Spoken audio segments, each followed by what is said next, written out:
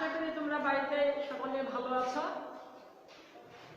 আজ আমি তোমাদের সামনে হাজির হয়েছি বাংলা দ্বিতীয় পত্রের ক্লাস নিয়ে। আজ আমি নবম শ্রেণীর বাংলা দ্বিতীয় পত্রের তৃতীয় পরিচ্ছেদের ষষ্ঠ পরিচ্ছেদ সমাস নিয়ে আলোচনা করব। তো তোমরা আমাদের একটা রুটিন জানো, যে যেখানে আছো তৈরি হয়ে নাও, আমার কথাগুলো শোনো। আমরা সরাসরি বোর্ডে চলে আসলাম। সমাস তোমরা জানো যে বাংলা দ্বিতীয় পত্রের সমাস, এটা ক্লাস 8-এও সিলেবাস হয়তো থাকে না, তো এই জন্য গত ক্লাসের ধারাবাহিকতায় আমি সমাস নিয়ে আলোচনা করছি। গত ক্লাসে আমরা কর্মধারায় সমাস শিখেছিলাম, আজ কর্মধারায় সমাসের প্রকারভেদ নিয়ে আলোচনা করব। তোমরা জানো কর্মধারায় সমাস 4 প্রকার: মধ্যপদলোপী কর্মধারায় সমাস, উপমান কর্মধারায় সমাস, উপমিত কর্মধারায় সমাস আর কর্মধারায় সমাস। তাহলে প্রথমে জানবো মধ্যপদলোপী কর্মধারায় সমাস।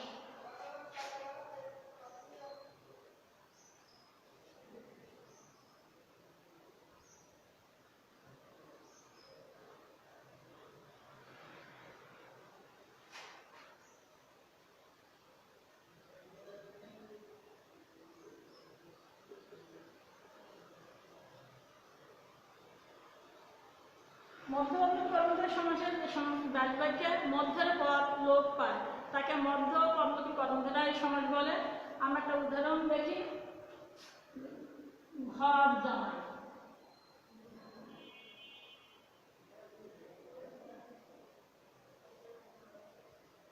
দেখো ঘরে আশ্রিত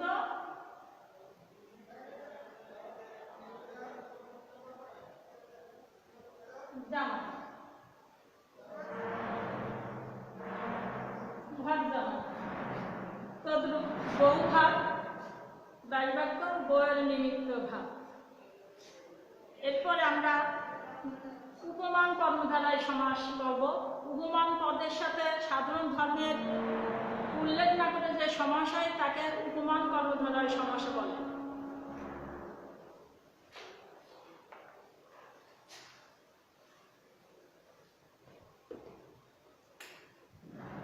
আমরা উদাহরণটা দেখি। রহিম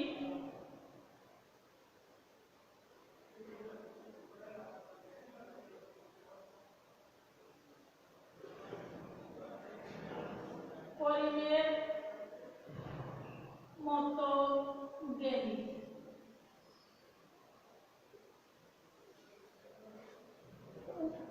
উপমান শব্দ বা সমাসটা হবে যা কোনো ব্যক্তি বা বস্তুর সঙ্গে তুলনা করা হলে সেটা হবে উপমান, আর যাকে তুলনা করা হবে সে হচ্ছে উপমিত। তাহলে আমরা এখানে রহিমকে করিমের সঙ্গে তুলনা করা হচ্ছে, করিম উপমান আর রহিম উপমিত। আরেকটা উদাহরণ দেখি, বজ্রকণ্ঠ, বজ্রের ন্যায় কণ্ঠ। তাহলে বুঝতে পারলে উপমান কর্মধারায় সমাস। এরপরে আছে উপমিত কর্মধারা।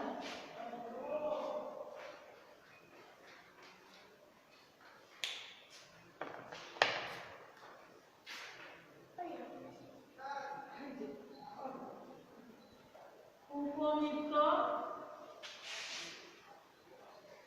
কর্মধারা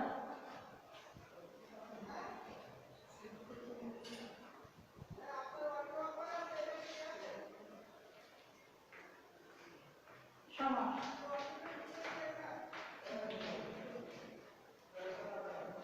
উপমান পদের সাথে উপমেয় পদের যে সমাস হয় তাকে বলা হয় উপমেয় কর্মধারায় সমাস। তুষারের ন্যায় ধবল, তুষার ধবল, তুষারের ন্যায়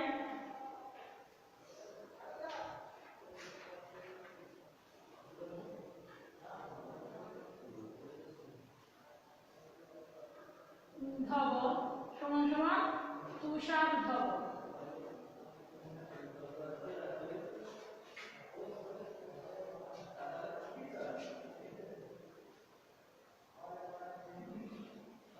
আরেকটা উদাহরণ দেখি, মুখচন্দ্র। চন্দ্রের ন্যায় মুখ। তাহলে আমরা উপমান, উপমিত আর গন্ধ পদলোপী কর্মধারয় সমাস জানলাম।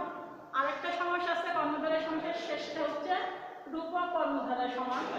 উপমীয় এবং উপমান পদের যে অভিন্ন প্রকাশ সেটা হচ্ছে রূপক কর্মধারয়। আমরা এর সাথে সাথে আরেকটা উদাহরণ দেখি।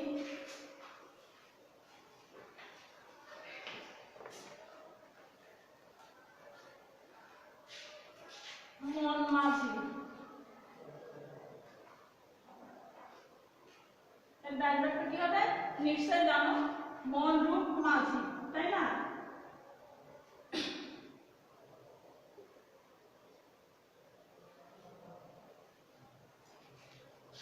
আর কি বলতে পারো একটা উদাহরণ? হ্যাঁ, বিষাদ সিন্ধু।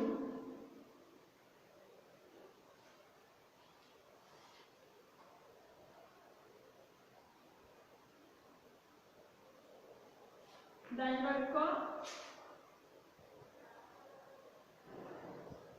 বিষাদ রূপ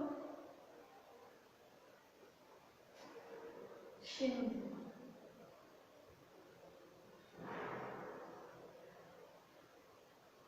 তাহলে আমরা কর্মধারয় সমাসে 4টে প্রকারভেদ বা শ্রেণীকরণ জানলাম।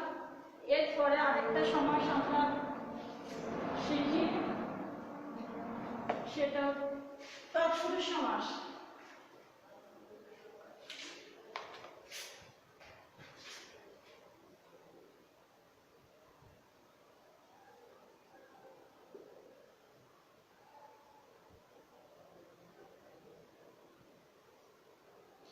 তৎপুরুষ সমাস পূর্বপদে বিভক্তির লোপকে যে সমাস হয় এবং পরপদে তার অর্থ প্রাধান্য থাকে তাকে বলা হয় তৎপুরুষ সমাস।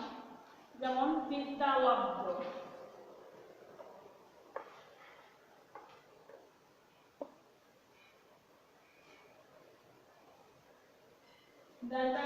বিদ্যা দ্বারা লব্ধ।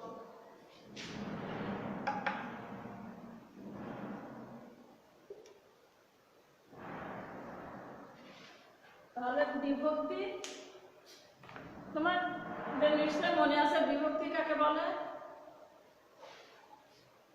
কৃদন্ত পদের সঙ্গে যে বর্ণ বা বর্ণ সমষ্টি যোগ হয়ে কারকে সৃষ্টি করে তাকে বলা হয় বিভক্তি।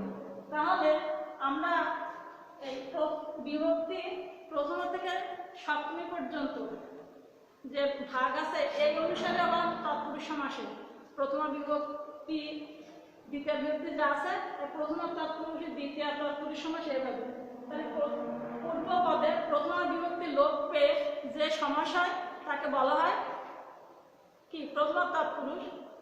দ্বিতীয় বিভক্তি লোপে যে সমাস হবে সেটা হবে দ্বিতীয় তৎপুরুষ। আমরা একটা উদাহরণ দেখি, দেব দত্ত। দেব দত্ত, দেবকে দত্ত। তাহলে এটা দ্বিতীয় তৎপুরুষ সমাস।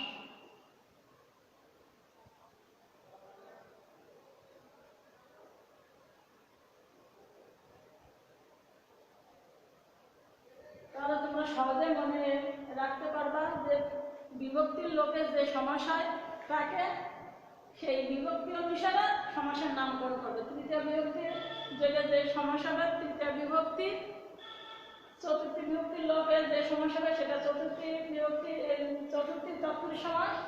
তাহলে আমরা আজকের যে দুটো সমাস শিখলাম, পরবর্তী ক্লাসে আমরা আর বাকি 4টা সমাস নিয়ে আলোচনা করব।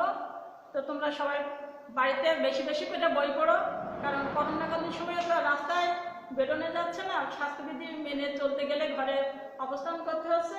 আর অবসর সময়টা তোমরা বেশি করে বই পড়ো। আবারও আগামী ক্লাসে তোমাদের সঙ্গে সমাস নিয়ে আলোচনা করবো। সেই পর্যন্ত তোমরা ভালো থাকো। ধন্যবাদ সবাইকে।